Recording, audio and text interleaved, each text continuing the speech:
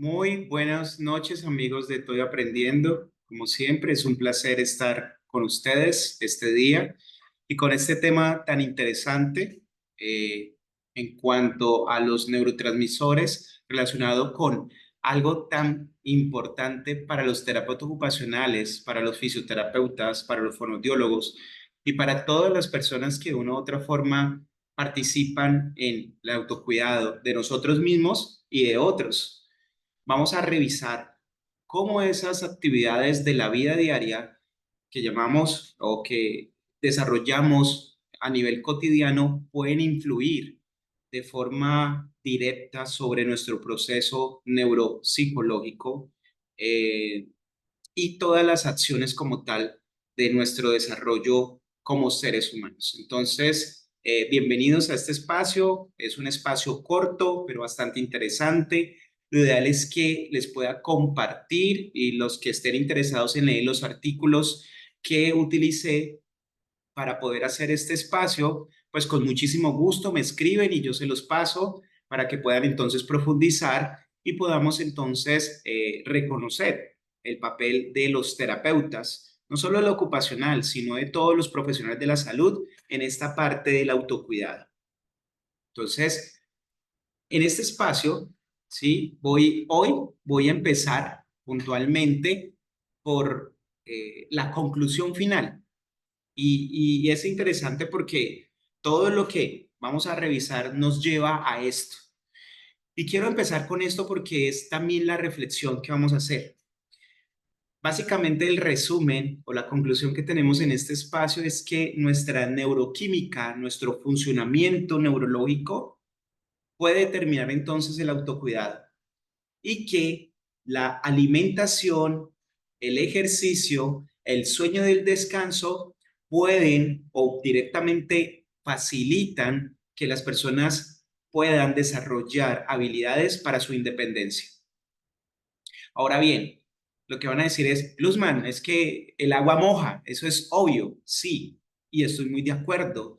Toda esta conclusión y esta revisión nos lleva a algo que podemos decir es de sentido común, pero ojo con esa parte, porque aquí se vuelve lo interesante. ¿Cuántos de nuestros usuarios, cuántos de nuestros pacientes estamos haciendo algún tipo de intervención, sea en el área educativa, sea en el área laboral, sea en el área física o de salud mental? Y de pronto el terapeuta todavía no ha indagado o ha evaluado su sueño y descanso.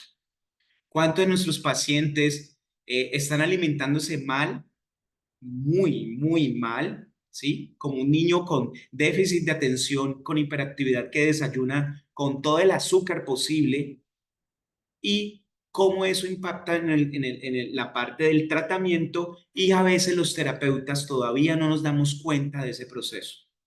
En otras palabras, el resumen entonces es bastante básico y también la invitación a hacer un procedimiento de intervención basado en el reconocimiento de la alimentación, de la actividad física y el sueño y el descanso.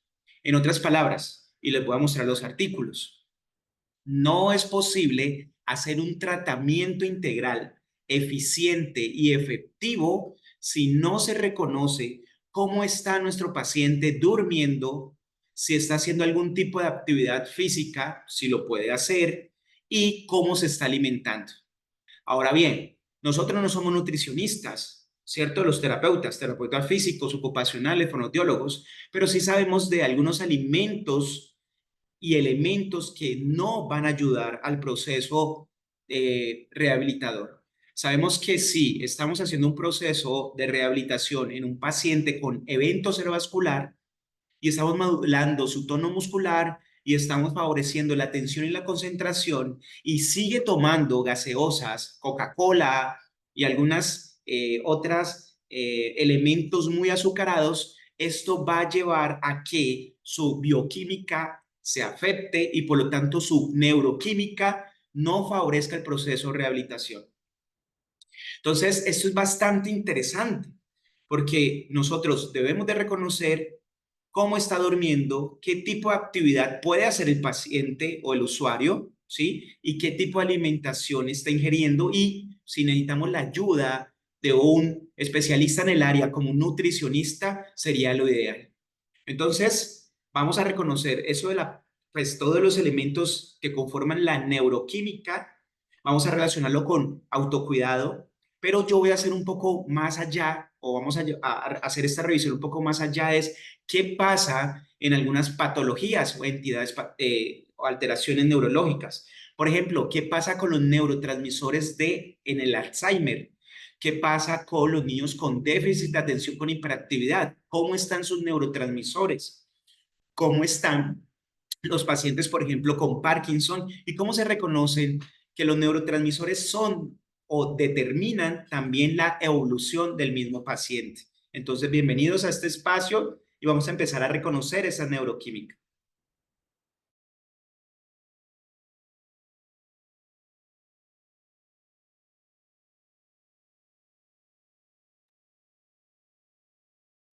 Bien, dentro de este proceso de reconocimiento de los neurotransmisores hay muchísima información.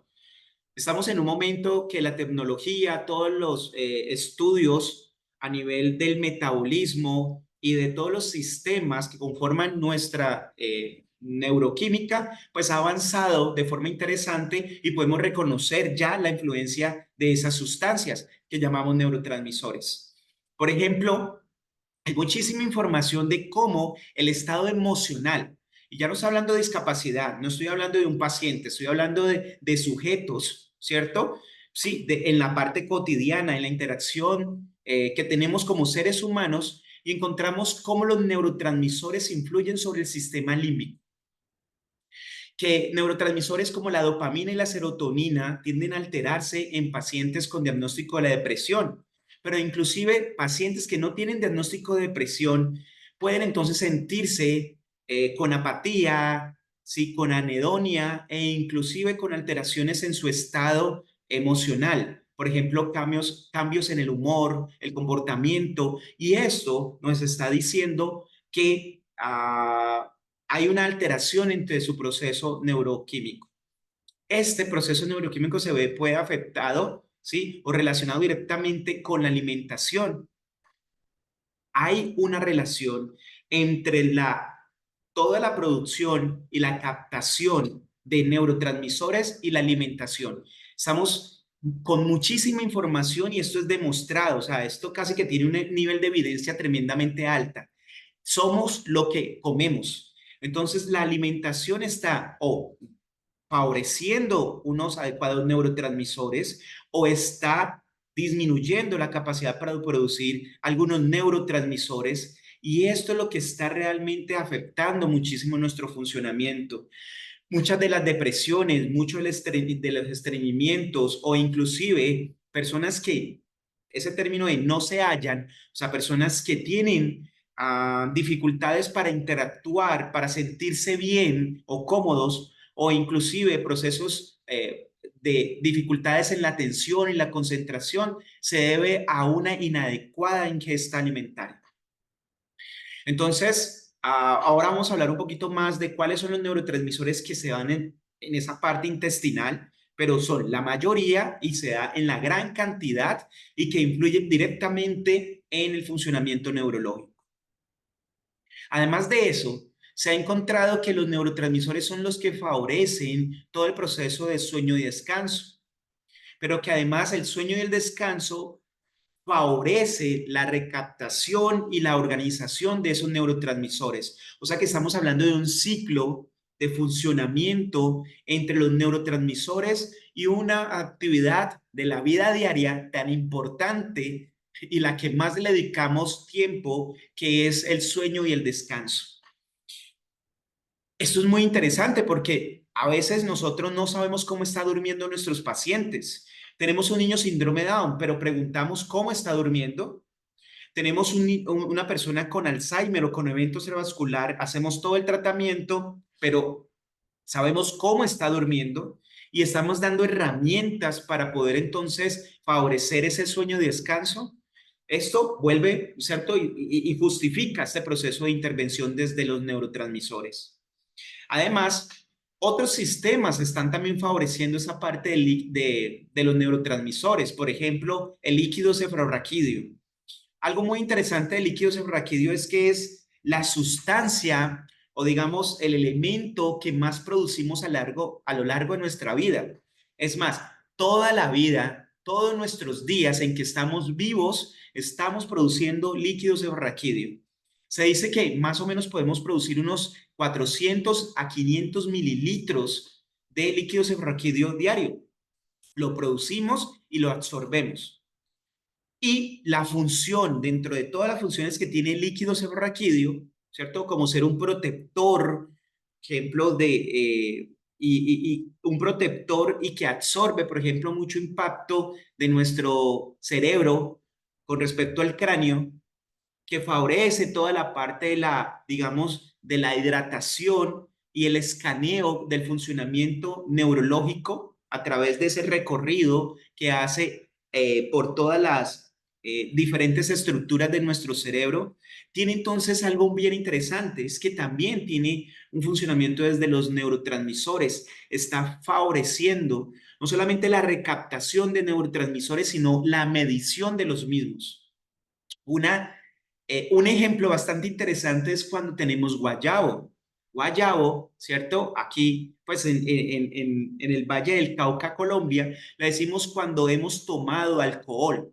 Cuando tenemos resaca o cuando hemos tomado alcohol y amanecemos con dolor de cabeza, esa sensación de inclusive dificultad para abrir los ojos porque la luz nos molesta, se relaciona con una tensión que se está dando desde el líquido cefalorraquídeo haciendo el recorrido, informándonos que tenemos una serie de intoxicación, un tipo de intoxicación por el alcohol. Eso básicamente es la resaca. Pero la resaca básicamente es información del líquido cefalorraquídeo mirando o diciendo, ojo, no, hoy nos hace falta un equilibrio, una captación o una producción de algún tipo de neurotransmisor. Como les digo, hay muchísimos artículos y los que quieran, pues, que les pase los artículos, se los puedo pasar con muchísimo gusto. Pero aquí también tenemos que pensarnos es si esto que hace parte de la interacción natural de los sujetos, ¿cómo se está dando entonces en las personas que tienen discapacidad o que tienen pues está atravesando por una alteración, pues puntualmente por alguna tipo de alteración a nivel de neurológico? Entonces, ¿cómo están los neurotransmisores en un evento cerebrovascular? ¿Cómo están los neurotransmisores, e inclusive en un niño con déficit de atención con hiperactividad? ¿Cómo es eso y cuáles son los estudios que se están dando y que ya entonces han sido publicados en cuanto a esas patologías? Antes de eso, pues definitivamente tenemos que reconocer qué son los neurotransmisores. Y básicamente los neurotransmisores son mediadores químicos, ¿sí? Lo que hacen es que las neuronas se comunican, pero ese tipo de comunicación tiene que tener un significado. Ese significado se lo está dando los neurotransmisores. Los neurotransmisores pueden entonces activar, pueden inhibir o pueden modular ese funcionamiento. Y pues esos neurotransmisores están en las vesículas. Esos son espacios en donde se unen dos neuronas, ¿sí? Y en esa hendidura sináptica, pues antes están esas vesículas y ahí están listas esos neurotransmisores donde se producen y están listas para ser entonces, cuando se dé una orden específica por otros neurotransmisor, están listas para poder pasar de una neurona a otra. ¿Esto cómo funciona? Y es básicamente con lo que llamamos emociones, ¿sí? O marcadores químicos. Es que si yo tengo un tipo de estímulo, ejemplo, me está persiguiendo un perro para morderme, pues tengo que activar una serie de información que me active para poder correr o escapar. Ese mediador químico que está entonces en la vesícula se activa a nivel de la percepción, básicamente, y esa percepción entonces me activa la vesícula y hace que pase la información a otra neurona y esa neurona pasa a otra neurona y así se da una cascada ¿sí? De información, en este caso depende de ese neurotransmisor y así entonces va a dar una respuesta a nivel neurológico. Cada neurotransmisor tiene un funcionamiento o participa en una función diferente, desde la activación o la fuerza muscular hasta, por ejemplo, decirnos ya tiene que acostarse a dormir. Todo ese proceso entonces está mediado por los neurotransmisores. Ahora bien, los neurotransmisores tienen o se requiere un precursor. ¿Qué es un precursor? Es que los neurotransmisores tampoco salen de la nada. Los precursores son los que a través de un proceso fisiológico, pues se pueden convertir en ese neurotransmisor. Y ese precursor normalmente lo tomamos de otro elemento externo. Casi siempre es, o en la mayoría de los casos, es la alimentación. Por eso es tan importante que los terapeutas, y como les digo, ocupacionales, físicos e inclusive médicos, sí, médicos generales, cuando estén abordando a un paciente con sus características o con su entidad patológica, no solo reconozca, ¿cierto?, las características de la patología, sino que reconozca esos elementos que van a favorecer o no la recuperación del paciente, como la alimentación. ¿Cuál es el mayor problema de un paciente? Pues la mayoría de los pacientes con cáncer. El mayor problema de los pacientes con cáncer es que dejan de alimentarse, dejan de comer y que todo su proceso nutricional baje. Por lo tanto, entonces se pierden esos precursores y no pueden entonces hacer procesos de producción en esa parte de los neurotransmisores y su funcionamiento neurológico se ve afectado, lo cual incrementa y favorece que la patología se extienda y pues gane entonces ahí la batalla. Por eso el paciente con cáncer termina, ¿cierto? O acorta su vida de una forma muy brusca debido a una alteración claramente de neurotransmisores, claramente del funcionamiento de otros órganos, claramente desde lo emocional, claramente desde muchos elementos, pero que pues hay una evidencia que los neurotransmisores también se ven afectados aquí. La evidencia también nos muestra algo muy interesante. A veces no es tanto la producción de la serotonina, de la dopamina, de la acetilcolina. Ese a veces no es el problema. El problema básicamente es de los receptores sinápticos. Los receptores sinápticos, ¿sí? Son los que captan esa información. Si hay serotonina en las neuronas, las otras neuronas tienen que captar serotonina. ¿Qué pasa con la serotonina? Es que muchas veces esos receptores se han dañado por X o Y razón. Por ejemplo, por un trauma craneoencefálico, por un evento cerebrovascular, por una intoxicación. Entonces, cuando los receptores sinápticos se dañan, ya la recaptación, ¿cierto? Baja y por lo tanto el paciente no tiene el funcionamiento neurológico. Los neurotransmisores tienen una clasificación, no vamos a hacer tanto énfasis en esta parte, ¿sí? Pero es importante como reconocerlo de dónde vienen esos neurotransmisores. Entonces podemos decir que hay como tres grandes líneas y esta es como la clasificación más aceptada entre los neurotransmisores es que vienen unos que son las monoaminas, están divididas en las catecolaminas y las indolaminas. Dentro de las catecolaminas está entonces la dopamina, la noradrenalina y la adrenalina. Mientras que en las indolaminas está la serotonina y la melatonina. Ahora vamos a profundizar de eso, o sea, ¿eso para qué? ¿Y cómo influyen en nuestros pacientes? Hay unos que están, estas catecolaminas, indolaminas, se hablan mucho de que son moduladores, moduladores del sistema nervioso central. ¿Qué significa moduladores? Que están ahí. Eso es como cuando uno tiene el radio y le sube y le baja, ¿cierto? Pero puede ir combinando con los diferentes elementos y puede dar como unos toques a ese sonido. Más o menos es eso, o sea, puede dar muchas combinaciones dentro de lo que es la serotonina, la dopamina, ¿sí? La adrenalina y terminar con un estado de euforia. pero puedo combinar esa misma dopamina, adrenalina y la serotonina y puedo combinarla entonces con otro elemento y terminar, por ejemplo, con placer. O sea, cómo se combinan pueden entonces dar esa sensación, ese elemento placentero o no. Hay otros elementos que son los excitadores y los inhibidores. Dentro de esto, por ejemplo, reconocemos el aspartato, el glutamato, el GABA aminoburítico, que es el GABA, ¿cierto? El gamma aminoburítico, que le llamamos GABA comúnmente, y la glicina. Y de otros, que hay unos que son aminoácidos específicos. Dentro de los aminoácidos, el más estudiado y reconocido es la acetilcolina. Bien, ¿para qué esto entonces?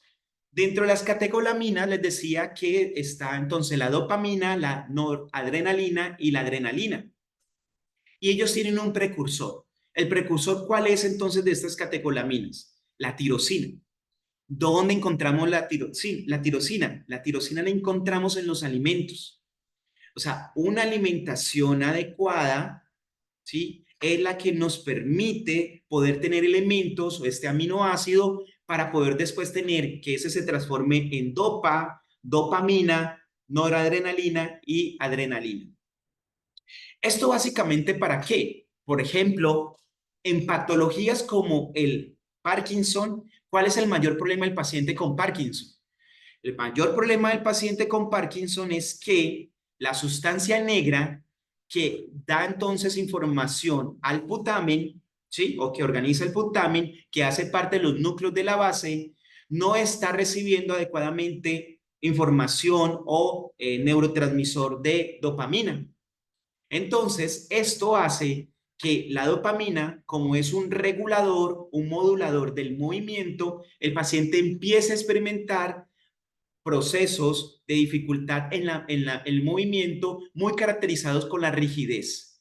La disminución de la dopamina da entonces o termina, relacionado con los núcleos de la base, termina en rigidez. Por eso a los pacientes con Parkinson se les permite o se les da suplemento, ¿sí? El suplemento o el medicamento que más se utiliza para pacientes con Parkinson es la L-Dopa. Al darle el L-Dopa, el paciente entonces capta esa información o ese neurotransmisor y por lo tanto la dopamina se transforma en dopamina, después en noradrenalina y el paciente puede regular su movimiento. Esto, ¿sí? Es importantísimo porque, bueno, al paciente se le puede dar L-Dopa y puede solucionar su movilidad, claro, pero ¿qué pasa con lo que necesitamos también? Se ha encontrado que la movilidad, que el estiramiento, ¿cierto? Y que la actividad física ayuda, al igual que la alimentación, ayuda a poder entonces organizar mejor el funcionamiento de los pacientes con Parkinson. En otras palabras, nosotros no solamente podemos trabajar esa parte motora, ¿sí? Sin estar verificando o estar entonces apoyando un proceso alimentario adecuado a este paciente con Parkinson. Se ha demostrado que una buena alimentación, una buena actividad física, más todo el suplemento de L-Dopa, ayuda a que el paciente pueda regular su funcionamiento motor y puedan vivir inclusive, ¿cierto? Muchísimos años más, pues muchos años más, con unas buenas condiciones de vida. Y que el paciente puede entonces, como tiene movilidad, como tiene funcionamiento, atención y concentración, el paciente va entonces a desarrollar o mantener sus actividades de la vida diaria. Ahí está la clave. ¿Cómo favorecer entonces el mantenimiento de las actividades de la vida diaria en un paciente con Parkinson? Pues hay que mirar cómo entonces el suplemento medicamentoso, que es la L-Dopa, cómo entonces toda la parte de los suplementos naturales y toda la parte alimentaria para que pueda entonces tener tiroxina y eso ayude al proceso, pero también a la actividad física. Se ha demostrado que la actividad física eh, es un precursor y que potencia la producción entonces y la organización de esa tiroxina que más adelante va a favorecer los neurotransmisores que necesitamos para recuperar de mejor manera a este paciente. Dentro de las indolaminas, entonces está la serotonina, pues las más importantes, no son las únicas, pero lo más importante es la serotonina y la melatonina. Interesante porque por mucho tiempo se dijo que la serotonina era como la droga, ¿cierto? Inclusive decían así, la droga de la felicidad. Pero la evidencia nos está diciendo que la serotonina tiene que interferir con otros neurotransmisores para poder lograr un proceso funcional, ¿cierto? Y para poder influir positivo o negativamente en el proceso neurológico. Pero algo muy interesante, de la serotonina sale la melatonina. Y entonces la melatonina, recuerden que es, ¿cierto? Ese neurotransmisor que les está informando cuándo vamos a dormir y que realmente es el organizador, sí, el organizador de los ciclos de vigilia. No hay dudas, y para los terapeutas ocupacionales esto es vital, ¿cierto? Pero para los otros terapeutas y para los médicos sabemos que el sueño del descanso es parte fundamental del proceso de recuperación de cualquier paciente, bueno, de cualquier persona, pero de cualquier paciente. Si el paciente no está durmiendo, es un paciente que lo más probable es que todo el proceso de estimulación y de intervención que nosotros hagamos o se pierda o no logre la eficiencia que queremos. Si el paciente no está durmiendo, tenemos muchísimas dificultades. ¿Cuál es el problema? Yo he tenido niños con parálisis cerebral que les manejo, por ejemplo, la espasticidad. Estamos haciendo proceso de espasticidad y ojo, la espasticidad también tiene que ver con neurotransmisores. Es un proceso de ajuste. Ahorita vamos a revisar un poco eso. Y entonces estos niños están supuestamente durmiendo. Cuando yo le pregunto a la mamá, ¿está durmiendo? Sí, está durmiendo. Es un niño completamente espástico. Modulamos, baja el tono y cuando va a dormir, pues supuestamente duerme. Claro, duerme porque tiene pregabalina, tiene, no sé, anticonvulsivos, tiene dormicum, o sea, tiene aloperidol, si tiene un trastorno ahí asociado. Lo que quiero decir es que a veces el niño no está durmiendo con un proceso natural de sueño y descanso, sino que se le está brindando una serie de elementos, medicamentos para dormir. O sea que el paciente estaría dopado, pero no está haciendo un proceso natural de dormir. Esto es muy importante porque tenemos que reconocer, ¿cierto?, cuáles son los elementos que podamos llevar, no solamente con ese niño con parálisis cerebral, sino pues con nuestros pacientes en general. Pero hay que tenerlo en cuenta. Muchas veces las personas están durmiendo y nos dicen que sí, pero es básicamente por procesos medicamentosos, que no es lo mismo. Esto se debe dar de un proceso natural, de la serotonina hacer un proceso entonces a la melatonina y de la melatonina entonces hacer proceso de sueño y descanso. Las indolaminas salen de el triptofano. El triptofano es básicamente también una molécula que podemos tomar de la alimentación. Esa es la alimentación, por ejemplo, las nueces, la lechuga, por ejemplo, el pavo, la carne, por ejemplo, blanca, gallina, pero de corral, porque se ha demostrado, por ejemplo, que el pollo que venden en los centros comerciales tienen o les aplican algunas hormonas que son antagonistas, o sea, que bloquean la producción de triptofano. O sea, en otras palabras, si está lleno de eh, elementos que hacen crecer al pollo y cuando lo venden, pues esto bloquea y realmente no nos estamos alimentando o al menos no estamos aprovechando pues toda la carne. Entonces nos dicen que es pollo pero de corral, o sea, los que no están con las vacunas, que no están entonces con suplementos, esto básicamente. Este citrofano entonces produce la serotonina y la serotonina melatonina y es el que hace el proceso de sueño y descanso. Están relacionadas. Por eso, las personas que no duermen bien pueden ser que tienen afectado su comportamiento o el genio. O sea, lo que dicen es que no dormí anoche, entonces tengo mal genio. Pues hay pacientes con evento cerebrovascular, con Parkinson, que no duermen bien. Y al otro día, ¿qué tienen? Mal genio. Pero es que el paciente siempre tiene mal genio. Sí, no está durmiendo bien. No está durmiendo bien porque no está modulando la serotonina, no está modulando la melatonina y básicamente entonces, pues no se está haciendo el proceso neurobiológico adecuado y por lo tanto el paciente no va a tener una recuperación tan eficiente como si si estuviera produciendo la serotonina. Y mire que otra vez hablamos de la alimentación. Aquí hay dos elementos, la alimentación y el sueño del descanso. Y el sueño del descanso, o sea, esto favorece el sueño del descanso y el sueño del descanso favorece la organización de la serotonina y la melatonina. La serotonina se relaciona también con el apetito, con el comportamiento, con el sueño, con el placer.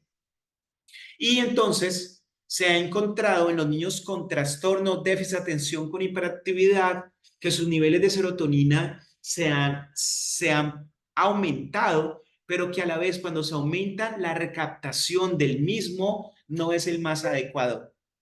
Esto es un problema bastante grande porque básicamente lleva a que a veces pensemos que los niños con déficit de atención con hiperactividad están durmiendo bien y no lo están haciendo. Y mientras no estén durmiendo bien, pues entonces el proceso no es el más adecuado. Y eso influye directamente en la atención y la concentración. Ahora bien, lo que ya les decía, si se están alimentando con puros dulces, pues no vamos a favorecer un triptófano, por lo tanto, no vamos a favorecer un proceso neurofuncional, ¿sí? Y su bioquímica, pues va a estar entonces afectada. La acetilcolina, ¿sí? Es también uno de los neurotransmisores que pues, se han estudiado y la acetilcolina es un neurotransmisor o es el neurotransmisor que a nivel del sistema nervioso periférico, que es el que más trabaja o el que más está ahí como funcionando. La acetilcolina es bastante interesante porque tiene muchísimas funciones, ¿sí? Sobre todo de activación. La acetilcolina tiene que ver mucho con el funcionamiento motor. La acetilcolina se desglosa entonces de la acetil-CoL, de acetiltransferencia y sobre todo necesita pues estímulos o precursores como la vitamina B, por ejemplo, la vitamina B6. Son vitaminas, sí, algunas sustancias o ácidos grasos son importantes. Aquí, por ejemplo, el pescado, el aguacate son precursores bastante interesantes de la acetilcolina. Hay muchísimos estudios e inclusive una teoría sobre el manejo del paciente con enfermedad de Alzheimer. El paciente con la enfermedad de Alzheimer pues tiene una serie de alteraciones, pero lo que se ha podido demostrar a nivel de las neurociencias es que el paciente empieza a presentar una gliosis. Las gliosis es el aumento de todas las células gliales. Recuerden que en el cerebro no solamente está las neuronas, sino otras células que también hacen parte, conforman sostén y sobre todo hacen funcionamiento de fagocitosis.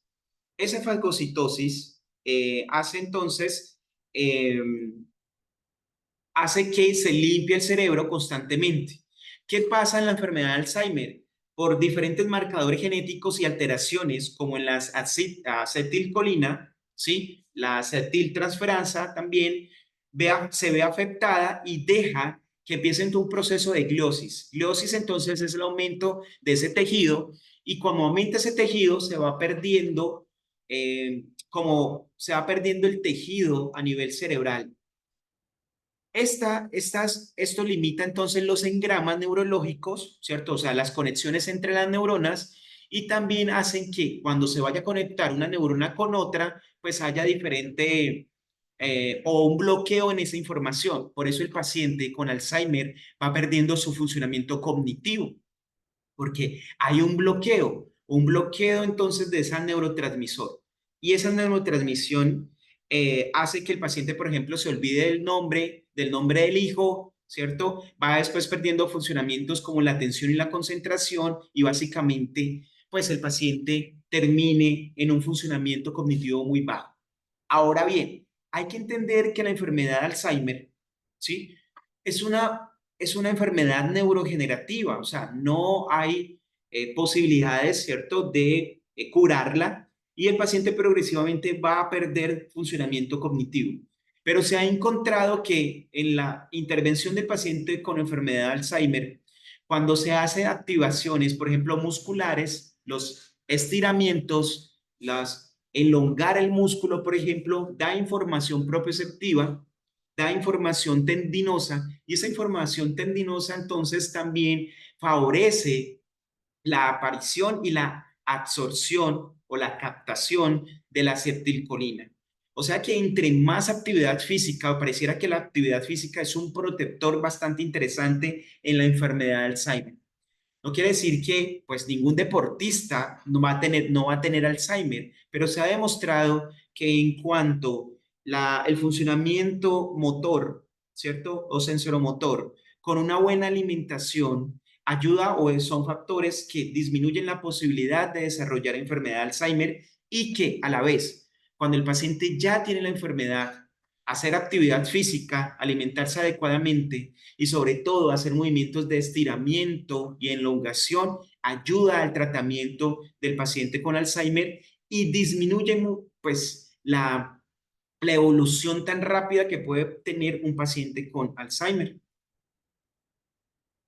En cuanto al GABA, ¿cierto? Que es el gamma aminoburítico, pues tiene muchísimas funciones. Básicamente, este neurotransmisor es un inhibidor, pero eso es un inhibidor bastante interesante porque requiere de los demás, si requiere de los demás, requiere de la serotonina, de la dopamina, de la acetilcolina, para poder, del aspartato, el glutamato, requiere como que todos los elementos estén adecuados para que él también pueda retroalimentarse. Es como un precursor, ¿cierto? De esos elementos que están, pues, funcionando adecuadamente.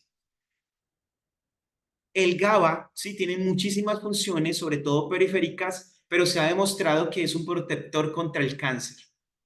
Sí, tener unos niveles adecuados de producción y recaptación de GABA nos ayuda a tener ese equilibrio. ¿Cómo podemos mantener o estabilizar el GABA? Sobre todo, y se ha demostrado la parte de la meditación, ¿sí? La parte de de esa respiración consciente, por ejemplo, y toda la parte de la interacción social, trabajo psicológico, o sea, lo emocional. Hay un impacto muy importante dentro del control emocional sobre el equilibrio del GABA. El estrés, la ansiedad, todos esos procesos, la droga, la estimulación, las pantallas, hacen que se alteren los neurotransmisores y que al final se alteran entonces funcionamientos como el GABA, que tiene muchísimo impacto sobre la función cardiovascular, toda la parte de la función de atencional y que pues de- determina también muchos de los funcionamientos a nivel de los órganos blancos, el corazón, los riñones, el hígado, que son entonces parte pues del cuidado. Ahora bien, en el evento cerebrovascular, sí, ahorita pues como las investigaciones que pude encontrar dentro de de los neurotransmisores, y decía que en el evento cerebrovascular pues se afecta muchísimos neurotransmisores, sobre todo los moduladores, lógicamente, porque hubo una lesión, porque neuronas se murieron, porque hay un edema, porque, o sea, hay un evento cerebrovascular, pues hay una cascada, sí, de alteraciones que no solamente es vasculares, sino que pues lesiona la neurona. Esa neurona entonces ve afectada su neurotransmisor. Se afecta muchísimo la serotonina, la dopamina, acetilcolina y el GABA y glutamato. Pero se ha demostrado que la movilidad articular, ¿sí? En un paciente con evento cerebrovascular, ayuda a la estimulación de la acetilcolina. Y esa acetilcolina pareciera que fuera un factor protector para la recaptación o el mantenimiento de niveles de serotonina o dopamina. En otras palabras, mover la articulación no solamente afectada de un de un paciente con hemiparesia, por ejemplo, no solamente la afectada, sino hacer una movilización general, ayuda entonces a la reorganización de diferentes neurotransmisores. Por lo tanto, el paciente puede estar. Esto yo antes no lo veía desde los neurotransmisores, simplemente lo veía desde la neurorehabilitación, o sea, digamos de la función muscular como tal, del músculo estriado, porque tiene un principio básico. La movilidad articular es un factor protector sobre el dolor y el dolor pues hace que el paciente pues con más dolor tenga poca participación e inclusive pueda terminar en una depresión. Pero revisando ya esta parte, se entiende claramente que es también una cuestión de modulación de neurotransmisores tan importantes como la serotonina y la dopamina. La atención y la concentración es vital en un paciente con evento cerebrovascular. O sea, a veces pensamos, y por ejemplo desde fisioterapia o proaudiología o terapia ocupacional o inclusive fisiatría, pensando que listo, está afectado el movimiento corporal y vamos a trabajar la movilidad, el tono muscular, pero de pronto nos olvidamos que los procesos de atención y concentración son vitales, porque resulta que muchos de esos procesos de atención y concentración están modulados por esos neurotransmisores, los núcleos de Raffet, el hipotálamo, el sistema límbico, puntualmente el hipocampo y el parahipocampo, son centros bastante importantes en la producción de neurotransmisores, serotonina, dopamina, ¿sí?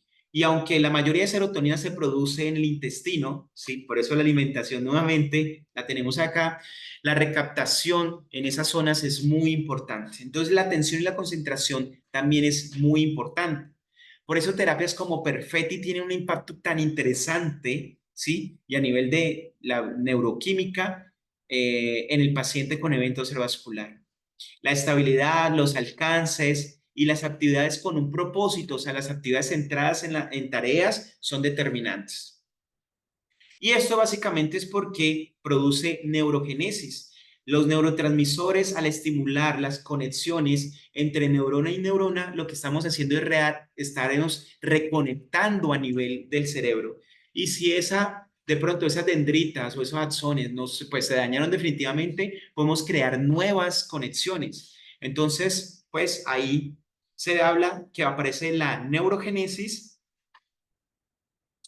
la disminución de las cadenas de desgaste. Y esto básicamente es que en los pacientes con evento cerebrovascular, cuando se pierde, por ejemplo, la propiocepción, se están perdiendo conexiones que siguen en el proceso de pérdida.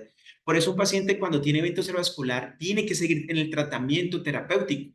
Si para el proceso terapéutico, en ese tiempo puede hacer cadenas de desgaste, o sea, puede ir incrementando la pérdida porque las neuronas que no murieron pero que se desconectaron o quedaron lesionadas, van a morir si no se les hace una adecuada estimulación.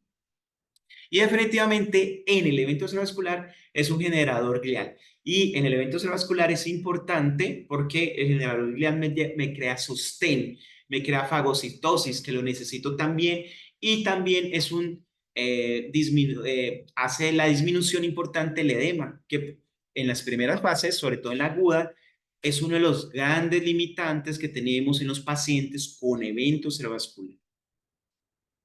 En el trastorno de déficit de atención con hiperactividad, entonces, pues se ha encontrado muchísima alteración en la melatonina, ¿cierto? Derivado de la serotonina, lógicamente, la dopamina y la adrenalina.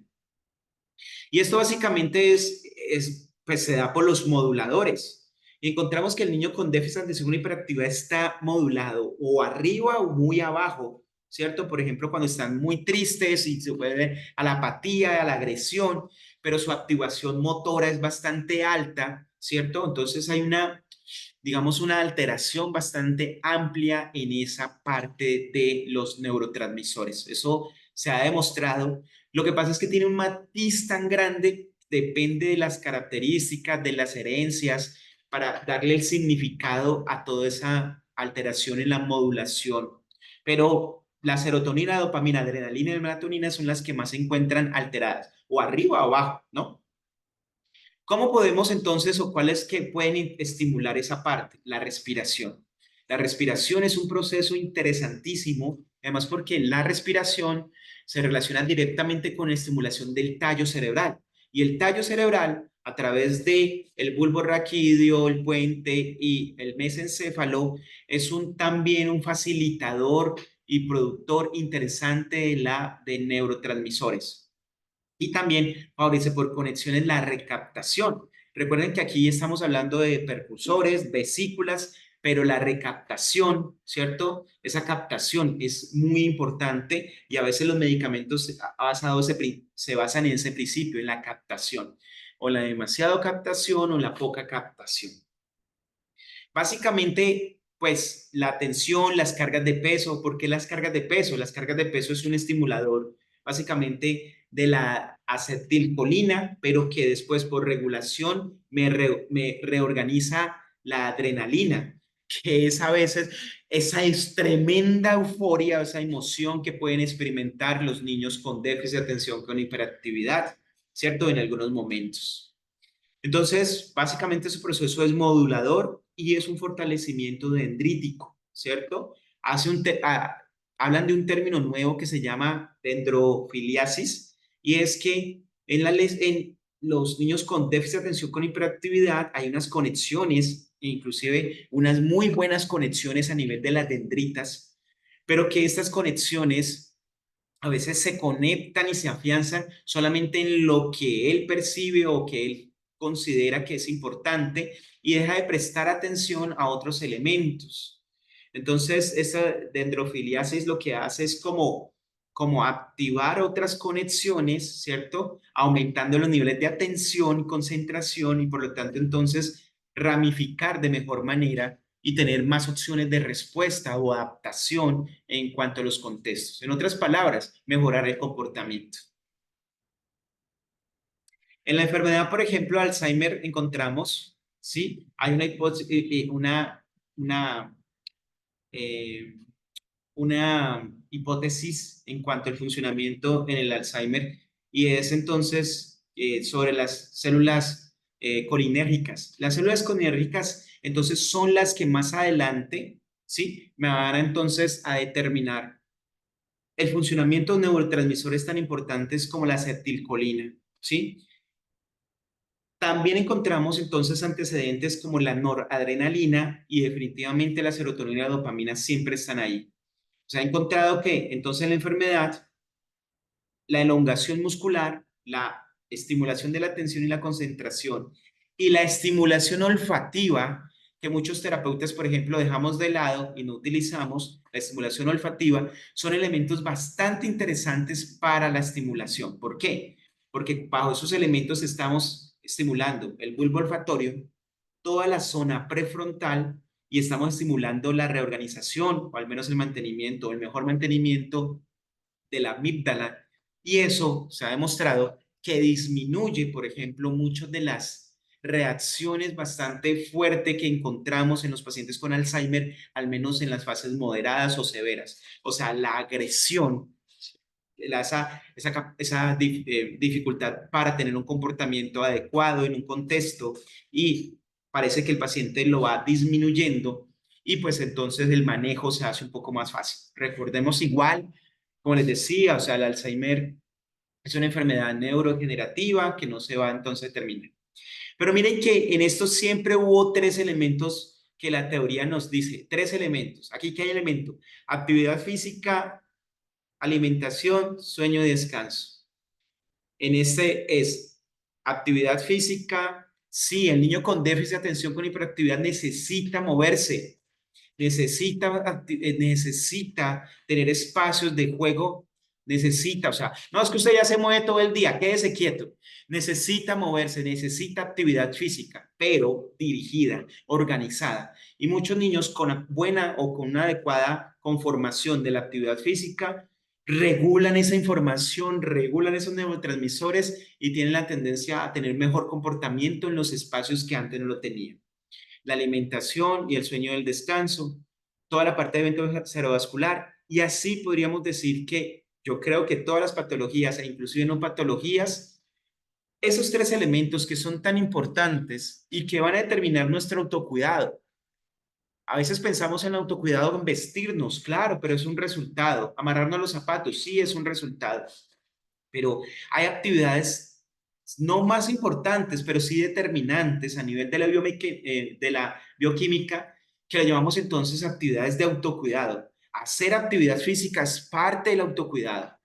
Alimentarnos adecuadamente, o sea, comer, pero no el proceso de comer, sino alimentarnos, ¿cierto? Y cuando estemos cuidando a nuestros hijos o a los que cuidemos, alimentarnos adecuadamente es parte de ese autocuidado. El sueño, el descanso es parte del autocuidado, ¿cierto? Hacen elementos de ese autocuidado y que van a determinar el funcionamiento neurológico que va a hacer que hagamos otras actividades de la vida diaria, también de autocuidado. vestirnos, colocarnos los zapatos, colocarnos las medias, sí, bañarnos, pero que van a determinar otras actividades como ir a trabajar, ir a estudiar a través de un adecuado funcionamiento neuroquímico. Los neurotransmisores entonces están ahí influyendo, excitando, inhibiendo y modulando nuestro funcionamiento. Básicamente somos cómo se interpretan esos neurotransmisores. Sí, la percepción es importante, claro, pero la percepción que yo pueda tener también depende de hoy me siento raro, hoy estoy triste, ¿qué pasó? O sea, ni siquiera sé qué tengo, ¿ok? Es parte de ese proceso de neurotransmisores. Entonces tiene una función excitatoria, inhibitoria y moduladora que determinan las funciones los niveles funcionales y de dependencia de los seres humanos, obviamente, que tienen que ver con la interacción, la regulación y el equilibrio y que pues en alguna patología tienen que estar afectados de una u otra forma, más que en una persona que no tuviera entonces la patología. Lo que sí, y esa es la evidencia, es cómo empecé la actividad de hoy. Y es básicamente la evidencia. ¿Cómo empecé el día de hoy? Es, si nosotros en este momento estamos atendiendo un paciente, un usuario, el que sea, y no sabemos cuál es su comida y cuáles son sus patrones de alimentación, si no sabemos cómo está durmiendo y cuál es su nivel de sueño o descanso, si no sabemos o no estamos de una vez o de una otra forma favoreciendo algún tipo de actividad física, o yo no estoy hablando de deporte, algún tipo de actividad física, es que está postrado en la cama, listo, más limitación, pero algún tipo de actividad física, esto hace que nosotros estemos, pues primero, no respondiendo a lo que la evidencia nos está diciendo, pero segundo, que no estamos favoreciendo de forma eficiente todo el proceso terapéutico que sí podemos lograr. Si nosotros, entonces lo contrario, estamos trabajando con el paciente, pero además vigilamos su sueño de descanso, revisamos su alimentación o estamos preguntando cómo es la alimentación, dando recomendaciones o que nos está apoyando un profesional como un nutricionista y además estamos apoyando la actividad física dentro de los parámetros que él pueda cumplir. Estamos haciendo un proceso integral y lo más probable es que logremos mejores resultados, resultados a más corto tiempo, más eficientes y sobre todo con una mejor recuperación en el paciente y en el proceso terapéutico que estamos desarrollando. Básicamente eso es lo que quería como contarles. Muchísimas gracias. No sé si tengan alguna pregunta. Es un tema... que puede ser bastante, o sea, de bioquímica es un poquito complicado, pero básicamente nos está diciendo, mire, hay que seguir haciendo eso, o sea, como terapeutas, pensar en esto. Entonces, muchísimas gracias. No sé si tengan alguna pregunta, una sugerencia. Y no, invitarlos el próximo miércoles en la noche. Tenemos una clase bastante interesante solo para terapeutas ocupacionales en cuanto a la parte de intervención en niños con parálisis cerebral. Va a ser súper práctico, súper técnico, ¿sí? Vamos a trabajar 2 horas y media, pero así, bastante marcado, con muchos videos, muchas recomendaciones, estrategias para poder entonces favorecer básicamente la atención de nuestros niños con parálisis cerebral. Entonces, muchísimas gracias. Hola, Diana, sí, Diana, ¿cómo están? Buenas noches. hola. Yo te quería hacer una pregunta. Tú nombrabas algo frente a la parte del sueño y decías que ni siquiera con medicamentos se puede compensar, ¿no? Porque no es un proceso como natural cuando se hace a través del medicamento. ¿Cómo podríamos trabajar como para generar esa actividad de forma autónoma, que no necesiten, por ejemplo, una persona en el área de salud mental que lo que más se afecta es el sueño? Muy buena pregunta. Miren que lo primero es que partimos que si el paciente tiene ayudas medicamentosas para poder conciliar el sueño, para poder dormir, es porque un médico ya ha hecho el proceso de intervención y ya entonces ha ordenado eso. Entonces, la primera parte y lo que hay que tener claro es que nosotros no podemos tomar decisiones, ni influir, ni decirle no se tome ese medicamento sobre el Ajá. paciente. Esto es súper claro. Entonces, si el paciente está tomando tales, como decimos en Colombia, tales pastas para dormir, listo. Se las está tomando y nosotros no podemos influir sobre eso. Aquí es muy importante eso. Entonces, pero lo que podemos hacer es que a través del proceso terapéutico, a través de lo que les contaba, además de tomar medicamentos, se alimenta mal, porque en la noche toma Coca-Cola y Ujú. se alimenta de puros carbohidratos, harinas hasta que no más, pero además toma medicamentos. Pero además de eso no hace mucho, no se desplaza, no hace esto. Entonces, miren que son acciones que de una forma no vamos a poder lograr. Lo que hacemos es tratar de o sea, empezar a trabajar las otras variables que sí podríamos modificar, como recomendaciones, una caminata, por ejemplo, todos los días. Había algo bien interesante, es que una ducha en la noche de agua caliente o agua al clima, depende de la ciudad, ¿cierto? El clima de la ciudad ayuda, por ejemplo, el agua caliente en la noche aumenta la oxitocina, que es otro neurotransmisor que no hablamos, pero que es también un modulador que relacionado con la serotonina y la melatonina, tiene un funcionamiento bastante interesante en el sueño del descanso. Todas esas actividades nosotros podemos recomendarlo. Si tú eres ocupacional, puedes hacer esas recomendaciones y empezar a trabajar esa parte. Ahora bien, cuando nosotros ya tengamos esas dos variables, digamos, aquí hay tres variables, digamos. Entonces, esas dos variables como mejor y la paciente se empieza a sentir mejor y de verdad se va a empezar a sentir mejor, ¿cierto? Por referencias Sí. o por el resultado, nosotros podemos ya empezar a mandar recomendaciones también al médico, observaciones a través de la evolución y decirle, médico, ¿qué tal si miramos la posibilidad de disminuir toda esta parte del medicamento para poder favorecer que ella tenga menos medicamento en ese proceso? Y a través del médico especialista, poder entonces establecer un plan de tratamiento que nos ayude médicamente a ir disminuyendo esas pastas, esos medicamentos y podamos entonces lograrlo. Pero es un proceso pues muy transversal, no es de la noche a la mañana, pero es bastante interesante. ¿Cuántos pacientes yo he logrado? Sí, o sea, varios que yo he logrado regular las otras variables y después el sueño y con el sueño otras más. Pero partimos que si tiene medicamento, como te digo, y hago la referencia, no podemos interferir en ese proceso, no lo podríamos hacer. E inclusive con la melatonina. La melatonina es un suplemento que lo utilizan, lo mandan los médicos o lo compran en las droguerías porque la venden libremente, pero que no debería ser. No estoy diciendo que no se deba tomar melatonina. Si alguien no duerme y quiere tomar entonces, pues tomaría melatonina. Yo no lo recomiendo, pero pues ese es como el proceso que muchas personas hacen, pero cuando toman melatonina, lo que están saltando es, sí, estás tomando melatonina y puedes dormir. Ay, me sirve para dormir. Pero eso no significa que estás aumentando tus niveles de serotonina y por lo tanto otras áreas no te vas a sentir mejor. Eso pasa mucho con los depresivos o las personas que no tienen una depresión, pero sí como que tienen problemas de sueño, toman melatonina, duermen, pero al final los otros procesos y otros estados como la ansiedad o la inquietud o el malestar, pues general, no lo solucionan porque simplemente no están, pues favoreciendo la recaptación de la serotonina. En cambio, si haces ejercicio, si comes adecuadamente, si haces proceso terapéutico, si interactúas y aumentas pues la interacción, ¿cierto?